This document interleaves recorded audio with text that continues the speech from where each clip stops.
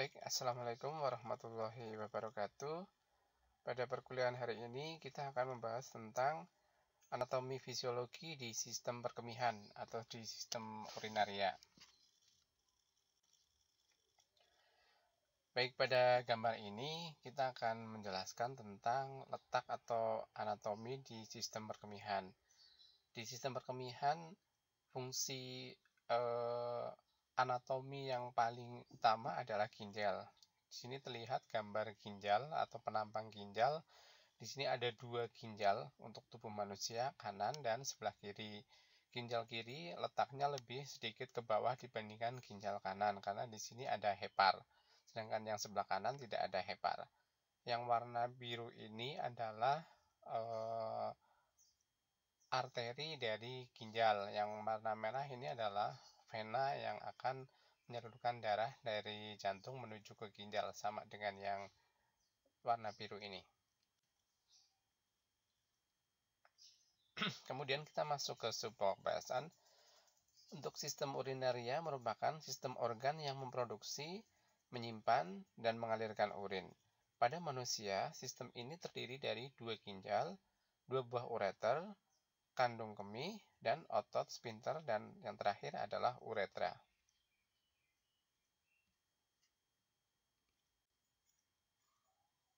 Ya, baik. Kita lanjutkan di pembahasan berikutnya. Bagian dari sistem perkemihan atau urinaria terdiri dari ginjal atau renal, yang kedua adalah ureter, kemudian ada vesika urinaria, dan yang terakhir adalah uretra.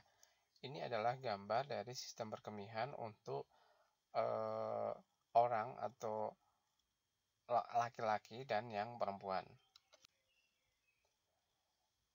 Kemudian kita akan membahas tentang ginjal atau renal. Ginjal merupakan suatu organ ekskresi dalam vertebrata yang berbentuk mirip seperti kacang. Sebagian bagian dari sistem urin, ginjal berfungsi untuk menyaring kotoran, terutama urea, dari dalam darah dan membuangnya bersama dengan air dalam bentuk urin. Cabang dari kedokteran yang mempelajari ginjal dan penyakitnya disebut dengan nefrologi.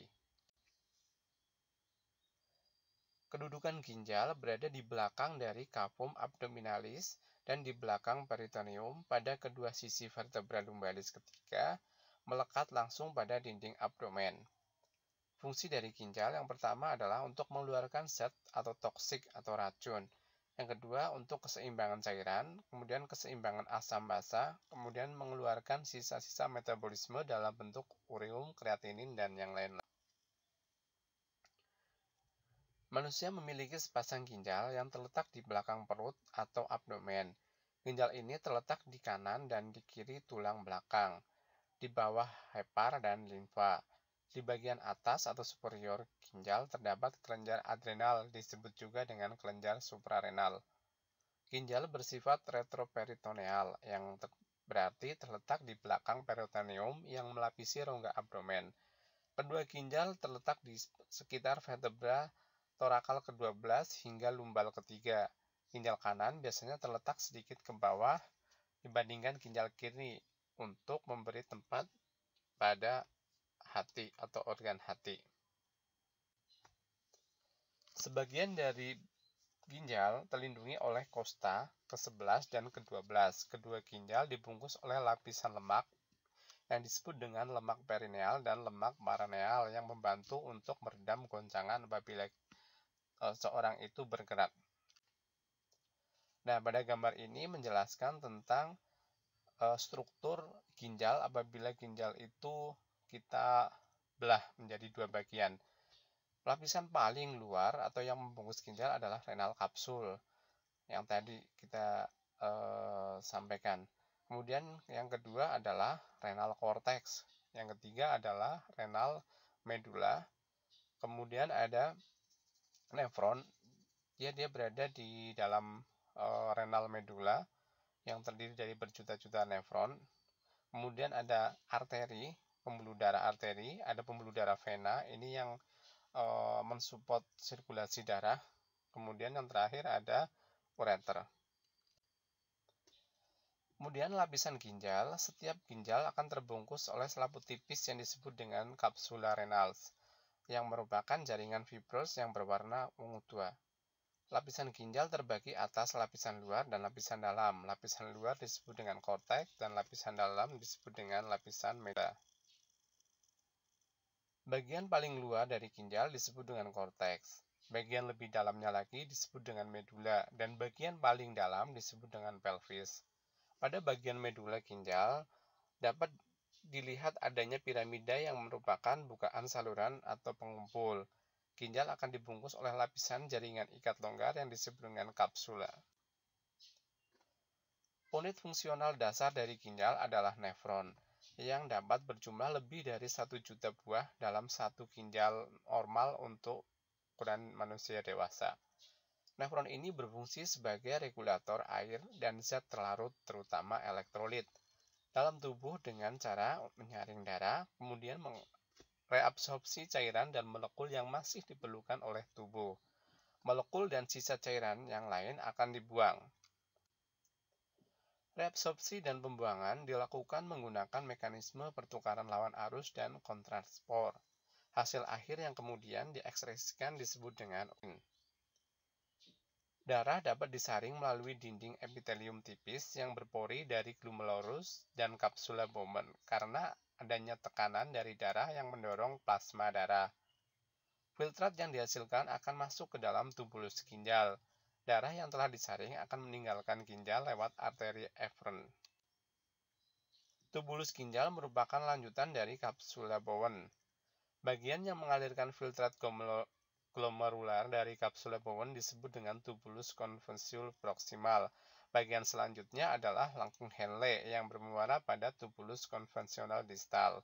Pada lengkung Henle ini diberi nama berdasarkan penemunya yaitu Friedrich Gustav Jakob Henle di awal tahun 1960-an. Lengkung Henle ini akan menjaga gradien osmotik dalam pertukaran lawan arus yang digunakan untuk filtrasi. Sel yang melapisi tubulus memiliki banyak mitokondria yang menghasilkan ATP dan memungkinkan terjadinya transport aktif untuk menyerap kembali glukosa, asam amino, dan berbagai ion mineral. Sebagian besar air atau 97,7% dalam filtrat masuk ke dalam tubulus konvensiol dan tubulus kolektivus melalui osmosis. Kemudian kita akan membahas tentang proses pembentukan dari urin. Sekitar 25% plasma kecuali protein dan sel darah akan disaring melalui membran yang namanya glomerulus. Dan cairan yang terbentuk masuk ke dalam tubulus ginjal melalui filtrasi. Dalam tubulus, zat yang masih bermanfaat akan diabsorpsi kembali seperti air dan elektrolit. Dan zat yang tidak diperlukan tidak direabsorpsi dan dikeluarkan bersama urin atau dinamakan reabsorpsi. Mekanisme lain melalui proses sekresi yaitu zat yang berasal dari plasma akan disekresikan melalui epitel tubulus ke dalam lumen tubulus. Produksi urin sekitar 1,1-2 cc kilogram berat badan.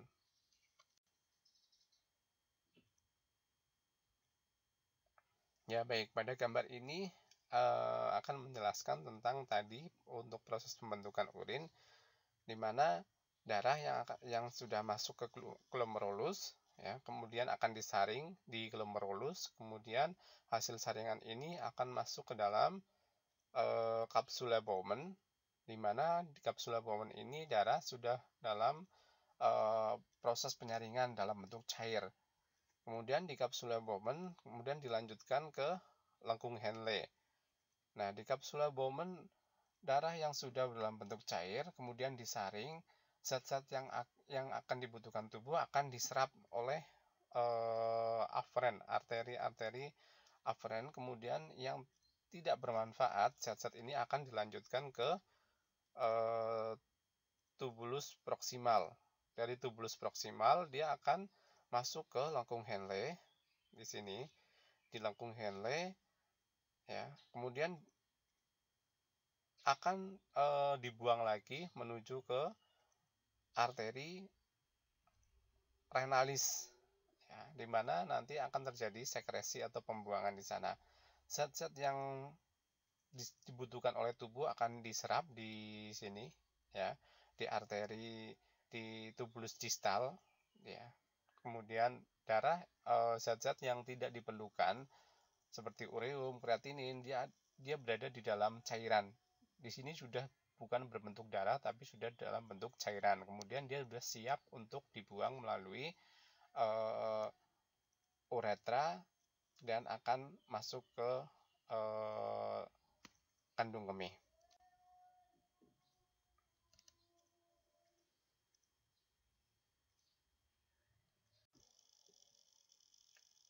Baik, ada cairan yang mengalir dari tubulus konvolasi distal ke dalam sistem pengumpulan yang terdiri dari tubulus penghubung, tubulus collectivus cortical, dan tubulus collectivus medullaris. Tempat lengkung Henle akan bersinggungan dengan arteri efferent, disebut juga dengan aparatus juxtaglomerular, yang mengandung makula densa dan sel juxtaglomerular. Sel juxtaglomerular adalah tempat di mana terjadinya sintesis dan sekresi renin.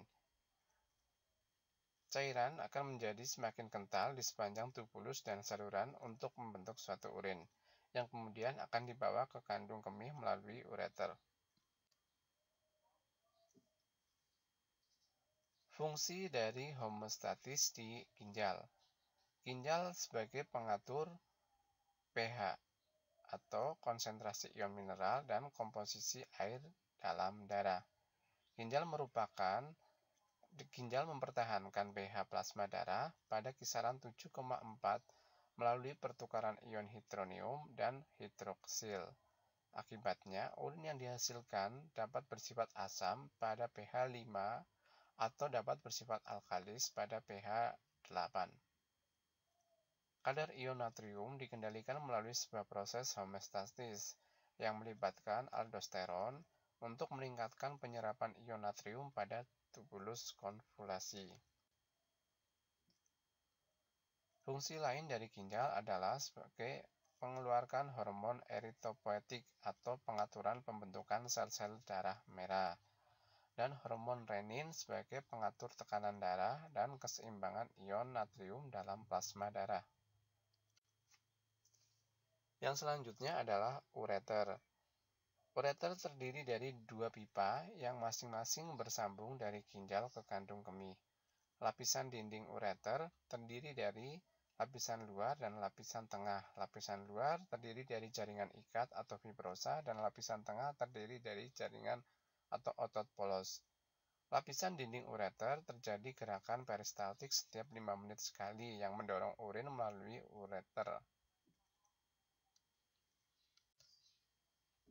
Nah, pada gambar ini di sini akan terlihat lapisan-lapisan pada daerah ureter. Ada lapisan mukosa, muscularis, ototnya, dan adventia. Ini adalah lapisan-lapisan pada daerah ureter. Kemudian yang berikutnya adalah vesika urinaria.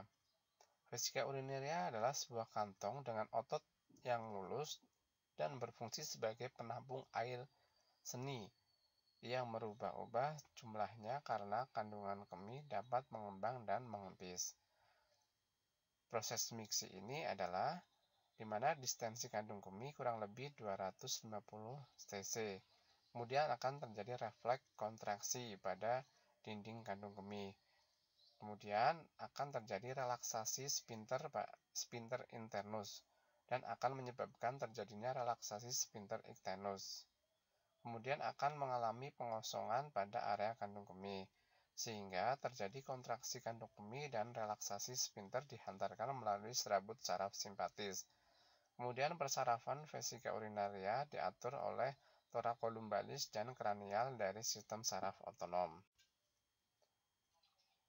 Ini adalah bagian-bagian penampang dari vesika urinaria.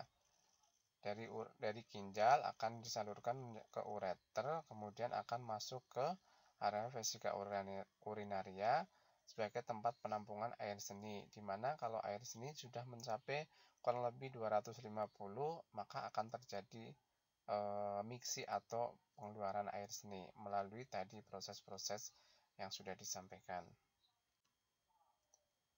Yang berikutnya adalah uretra. Uretra merupakan saluran sempit yang berpangkal pada kandung kemih yang berfungsi sebagai menyalurkan air kemih menuju keluar. Dalam anatomi, uretra adalah saluran yang menghubungkan kantong kemih ke lingkungan luar tubuh.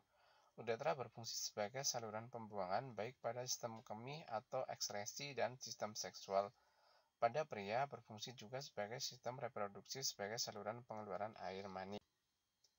Uretra pada wanita panjang uretra sekitar 2,5–4 cm yang terletak di antara klitoris dan pembukaan vagina. Pria memiliki uretra yang lebih panjang dari wanita, artinya wanita lebih beresiko terkena infeksi kantung kemih atau sistitis dan infeksi saluran kemih dibandingkan pria. Nah, pada gambar ini menjelaskan tentang uretra pada wanita. Letak dari uretra pada wanita. Kemudian uretra pada pria. Pada pria, panjang uretra sekitar 20 cm dan berakhir pada akhir penis. Uretra pada pria dibagi menjadi 4 bagian atau dinamakan sesuai dengan letaknya. Yang pertama adalah pars praprostatika terletak sebelum kelenjar prostat. Yang kedua, pars prostatika terletak di prostat, terdapat pembukaan kecil di mana terletak muara pars deferens. Yang ketiga adalah pars membranosa sekitar 1,5 cm dan di lateral terdapat kelenjar pulporectalis. Yang keempat adalah pars spongiosa atau cavernosa sekitar 15 cm dan melintas di korpus spongiosum penis. Ini adalah gambar dari uretra pada pria yang lebih panjang dibandingkan wanita. Dia akan dari vesika urinaria kemudian akan masuk mengantarkan urin menuju keluar.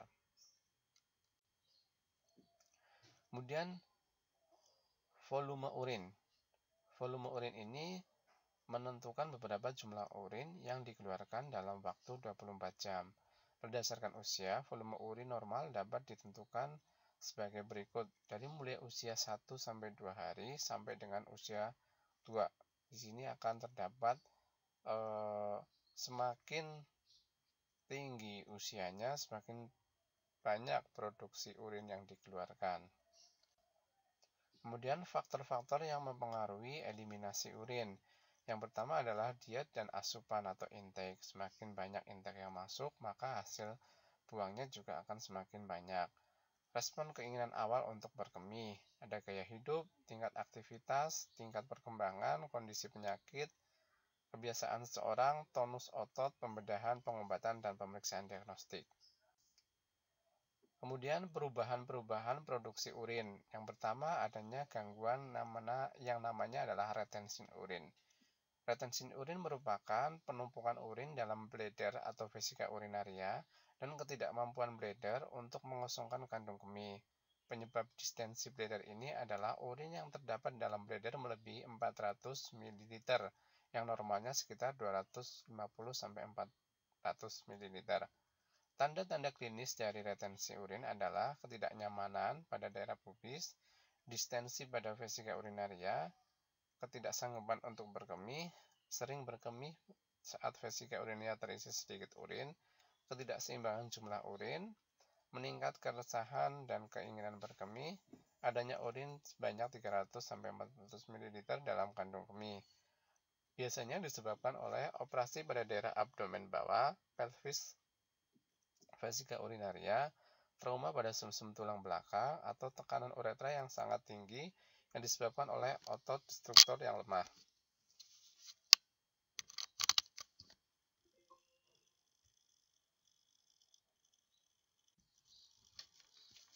Yang selanjutnya adalah inkontinensia urin. Inkontinensia urin merupakan ketidakmampuan otot sphincter eksternal sementara atau menetap untuk mengontrol di mana ekskresi urin atau yang dinamakan string miksi.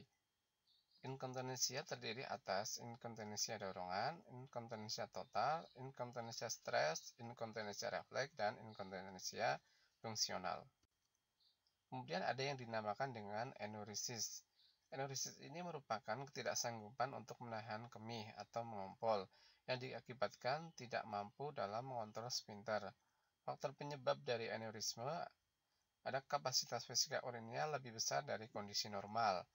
Anak-anak yang tidurnya bersuara dan ada tanda-tanda dari indikasi keinginan berkemih atau tidak diketahui. Kemudian vesika urinaria peka terhadap rangsang dan seterusnya tidak dapat menampung urin dalam jumlah besar. Kemudian juga ada infeksi saluran kemih, makanan yang banyak mengandung garam atau mineral, kemudian anak-anak yang takut jalan gelap untuk ke kamar mandi. Ya baik, tadi sudah dijelaskan tentang anatomi dan fisiologi dari sistem perkemihan, dari mulai organ-organnya, ada ginjal, uretra, vesika urinaria, ureter, kemudian dari fungsi-fungsi di per masing-masing organ. Nanti mahasiswa bisa mereview kembali mulai dari ginjal sampai dengan uretra. Mungkin itu yang bisa saya sampaikan. Silahkan untuk direview kembali terkait dengan anatomi fisiologi di sistem perkemihan. Terima kasih. Wassalamualaikum warahmatullahi wabarakatuh.